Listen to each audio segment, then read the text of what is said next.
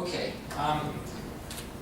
Bob, this one's for you, and it's specifically tied to the Campaign for Liberty, and the question, although I'll try to tone it down a little bit, is associated with. Oh, just hit me.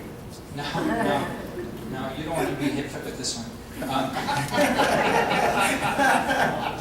The bottom line is that you obviously have some very strong opinions, and from time to time have taken those opinions to specific individuals, and both elected officials and other people who have perhaps equally strong opinions. Maybe I'll just give you a forum to address that in general, rather than getting real specific with the question. Sure. Or I can get a little bit more specific. Yeah. No, I think it goes back to what Mr. Dawson said earlier. I mean, you're going to speak your mind. I'll be the first to tell you that Campaign for Liberty is no compromise, and I think you'll see that a lot more people are swinging that way. Just the other day, I was down at CPAC. And I happened to walk out to the hall. I saw Mr. Harris there. He was talking to Mr. Dan Bongino. Dan Bongino grabbed me and said, "Hey man, I love what you do, man. You're a fighter." So it's nothing personal, but if we happen to believe that the extremes define the middle, and if you are going to go up against the left, and you think that politics is the art of compromise, you're going to get hurt. That's like somebody from the WWE, a pro wrestler, jumping into the ring with a UFC fighter and thinking that you're going to choreograph something and get it done. It's not going to happen. You're going to get killed. So, Republicans have a bad habit of walking into something and compromising before they even begin. And I think that's why this country's in the spot that it's in. And we are going to make strong strides to help take us back to the right the best way we can. And I guess as a follow-up question to that, is the extreme the appropriate place to govern? Look, we need to fight for as many of our conservative views as we can. The left is taking as much as they can. Look, we just saw what happened with the SB 281 with the gun bill. People were saying, well, maybe we should compromise a little bit. Let me tell you something. They took as much as they could this time. And when they come back next time, they're going to take as much as they can again. Okay? So we need to be on the exact opposite of that, pulling from the other side. If you start here in the middle, and the left is all the way over here, you compromise, we keep incrementally moving to the left. We need something that pulls people from the center out to the right, and that's what we're looking to do. Okay. Any other comments? Okay. Public safety. We talked a little bit about public safety, but the question specifically is, where does public safety rank in your platform, and what will you do specifically to help in this arena? And it was directed to you, Mike Dunn. Well, public safety certainly would be one of my top priorities, and I think over the last few years, through all these budget cycles, I've tried to support the sheriff in his budget, and we've tried to make some cuts there as well, in tandem with him, and I hope we can continue that good working relationship going forward. Okay, and Diana, you were the number 2 choice, so you may address the issue as well. It is a top priority. I'm not just thinking of the fire departments. I think that's part of, I guess it is directed to the sheriff. It is something that we need to know more about because it's such a huge issue. And working with Jerry Widows, he organized the first forums. He got the data, and we were shocked by the crime rate, the real crime rate, and it wasn't being published in the newspapers. And I listened to the drug task force that they needed HIDA, and any way that we can to show support, to give support. We should do that. Doing research on the detention center, I just took a tour of Harford County. They have a behavioral health unit over there that addresses drug abuse, but also coexisting disorders. It does rank high. We need to research the programs. The Drug and Alcohol Abuse Council just found out it always was intended to come up with initiatives in the correctional facility, but we haven't been. Anybody else want to address public safety? Dan? I just wanted a chance to say that I kind of get cut off about the drug problem and how it's affecting many facets in the community in Cecil County. And certainly public safety is very, very high on my list. Although I will tell you, we have a very good plan going forward concerning the drug problem and the crime associated with that with the county executive. I fully support the efforts thus far, and certainly stay engaged with the candidates who are running for sheriff and ask them point blank, what do they plan to do about it, and how can they do it in a cost-effective manner. Steve, I'll touch on this since my background is law enforcement, retired police officer. I've heard people talk about it's a top priority. It's not a top priority, it's the only priority of this county. Other than all the mandates, obviously, we have to pay for, public safety is #1 responsibility. And adding one new deputy to the budget is not going to get the job done. The drugs are running wild in this county. We need an entire unit to go handle it with a zero tolerance policy. We need to work together with our judges and our state's attorney's office and clean the streets up. I've said it over and over again. You put all the money in economic development, take that money and give it to the sheriff. I'm sure any one of our Republican sheriffs will be responsible with that money. And if not, I'll be the first one here to tell you he's not. Not believing all of them that they're going to come out here and are committed to cleaning the problem up. It's the #1 problem that needs to be addressed. And we need to continue to fund it properly. And that means sometimes we have to sacrifice the things that we want. Thank you. Okay, Mr. Schneckenberger, would you address your involvement with a green building initiative in Delaware? Okay. My employer is a commercial HVAC contractor, and we have seen tremendous business growth in the area of green and sustainable type buildings. And we also are looking into quite a few clean tech projects. One of these is working, we build machines. One of the machines actually cleans greenhouse gases, where there's a variety of opportunities to contribute to the public.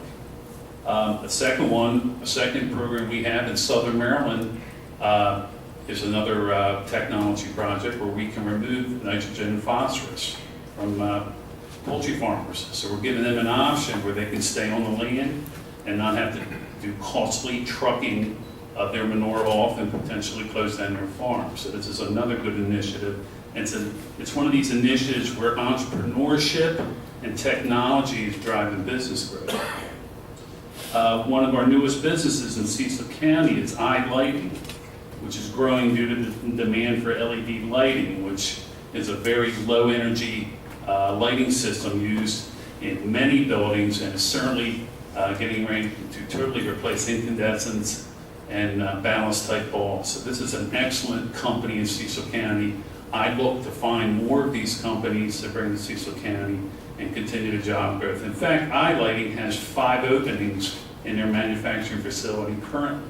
So they're doing quite well.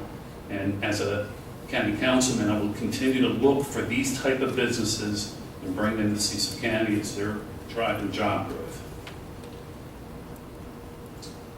Anybody want to follow up on the whole green issue, green initiative?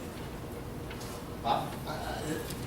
My concern after seeing the video was that that you said that Governor Markell had done a very good job leading the public sector into energy efficiency with Executive Order 18.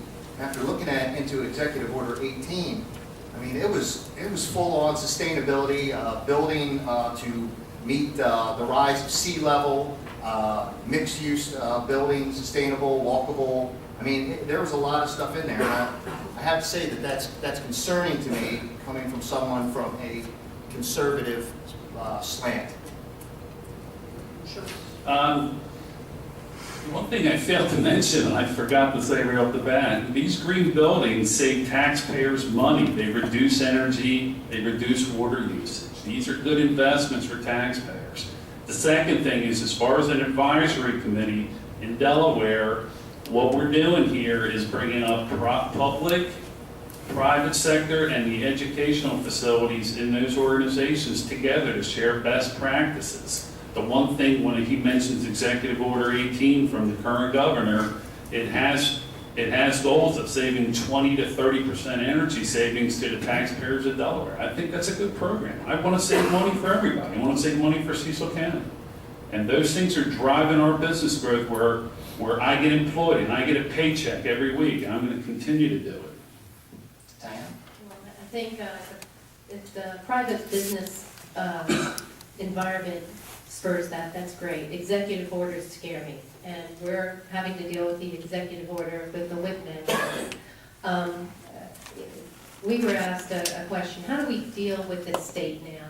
Do we still have the same conversation? And I have to say, after we became members of the Rural County Council and the Clean Chesapeake Coalition, we discovered that we are allowed to coordinate, that they're required to coordinate with us through the National Environmental Policy Act when there's a federal license or federal dollars involved. And that includes, we can revisit tolls, we can, the federal safety money with the 6 roundabouts and the Route 40 guardrail, many issues. I mentioned this in my testimony in fighting the toll increases.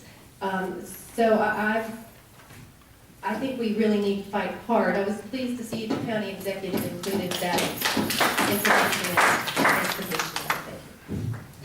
The nature of, I think the issue here is, and you know, to try to maybe referee this a little bit, it seems that the issue is that sometimes executive orders are perceived as bad, sometimes they're perceived as good. Sometimes executive orders cut costs, sometimes they cost us.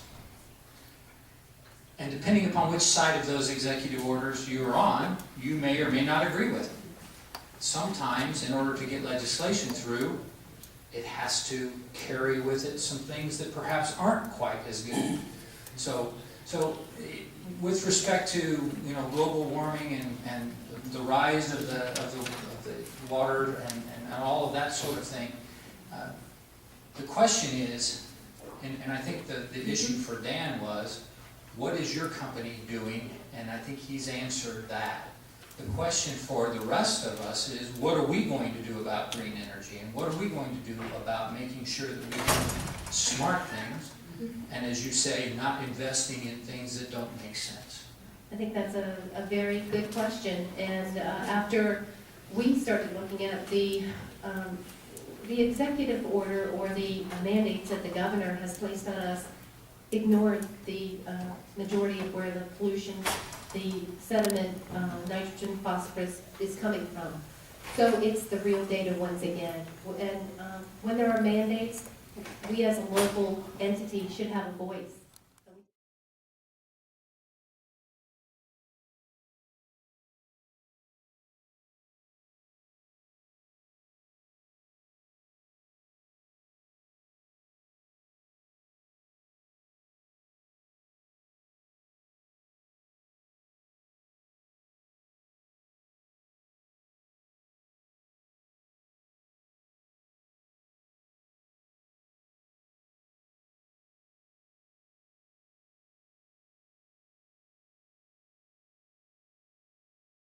Your ideals in moving the county forward, as opposed to taking umbrage with the things that are happening today? I think one of the biggest things that Cecil County can do moving forward is to make itself stand above the other counties in Maryland. We've seen the equation that I talked about when we first came in here is the equation of less taxes, less spending, and less regulation. We've seen the state of Maryland. It's the exact opposite. So are most of the large counties in the state of Maryland. Whether it's a green initiative, or it's this regulation, or it's the EPA, they're all damaging to business. So what I would suggest that we do is we set ourselves apart by being extra friendly to business. Stop making the business have to come in here and have 17 different planning hoops to jump through if they want to build a building.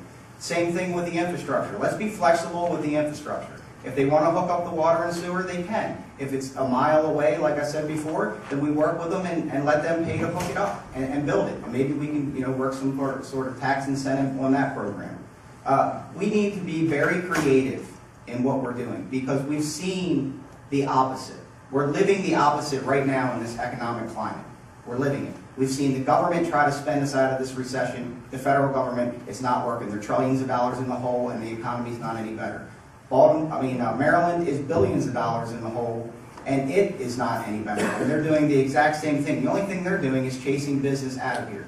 So that's how I would do it. By aggressively going after this budget, paying for only the needs, moving forward. That's not a $10 million park. That's not $6 million more maintenance of effort. We have a very intelligent superintendent of public schools. I'm sure she can figure out how to work with the money that we have. That would be my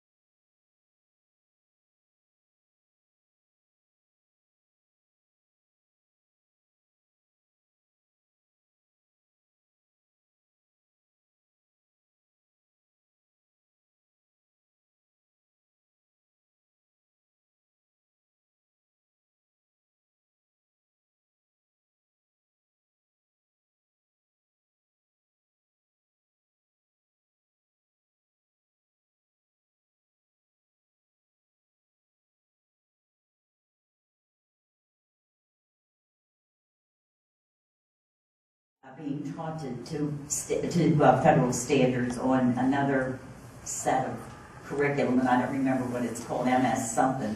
And I said, well, my concern is that I don't want teachers teaching to assessment tests. I just think that the children should be learning from the teachers at the rate that they need to learn, and I don't want teachers teaching to tests. Like I say, I still haven't made up my mind on Common Core, but I don't think it's as bad as I've heard that it is. But I also don't necessarily think that we need it. As long as money's tied to it, I say we don't have a choice. Federal money. Yeah. I've been opposed to Common Core. It was called Goals 2000 many years ago. And in some respects, I think it is dumbing down education. And I'm concerned about the data mining that this process is going to include. The constant reporting of the students' progress. I'm wondering, what are they going to do with these records? And there's been some indication that there's been concern of who's going to have access to these records. It was never the intention, this is my most biggest concern, is that we should have never adopted a federal curriculum. There's always been a concern about doing that, and I think Common Core is a federal curriculum. I'll just quote it. I don't know that necessarily it's aimed at any particular group. It is evident to many citizens throughout our region that the Cecil County Republican Party as a whole is highly dysfunctional. Once Republicans have decided who will represent us in the November election, what specific steps will you take to unify our party? And I'd like to suggest that we take 1 minute for anyone who would like to speak. Chris? I'll do the exact same thing I did last time. I did it for you. I paid for a robocall out of my personal pocket for you. Okay? I do my job. I ran for a job. The job was to be on the Republican Central Committee. I'm the chair of that committee, and I'll do the same job again. We have differences, but that's a good thing. We are going to disagree because we are principle-based people. That's what makes us Republicans. It's okay. It's okay. You don't have to like me, and I don't have to like you. Just like Joyce said earlier, we have to be able to agree to disagree. And that's what I'm going to do. Well, whoever wins moving forward, I will support them. I'm not going to support a Democrat. I'm not. I'm not going to support an independent. I'm going to do what needs to be done because that's what I said I would do. Mike? Well, first of all, issue with the characterization of the party as not being healthy. I was around back in the old days in 2002 where we had difficulty finding an opponent to face Democrats in November. And I remember back then, I think it was Nelson Bollinger and Phyllis Gilby all ran unopposed. And we sat here tonight, over 10 years later, with contested primaries up and down the ballot for Republicans. I think that's a tremendous achievement and something not to be overlooked. So I think the state of the party is very healthy. Okay. Frankly, in my opinion, the Republican Party in Cecil County is strong, but it's very dysfunctional, and there's no question about it, in my opinion. And the one thing I would do, if I'm elected, I'm going to work together to work for solutions and consensus amongst the topics that we can agree on, and start moving things forward. I think the infighting amongst this Republican Party in Cecil County is unneeded, and frankly, some of it is not coming from me, but it's certainly coming from people who certainly probably like to fight more than they would like to come up with solutions. Well, I would have to say that just because you don't agree doesn't mean that it's dysfunctional. Healthy debate is good. You don't have to agree, although if there is something that you feel is egregious, it's important to speak up. There's one person that's here, and I won't say their name because I don't want to break the rules, but I know he removed Republican names from political bags.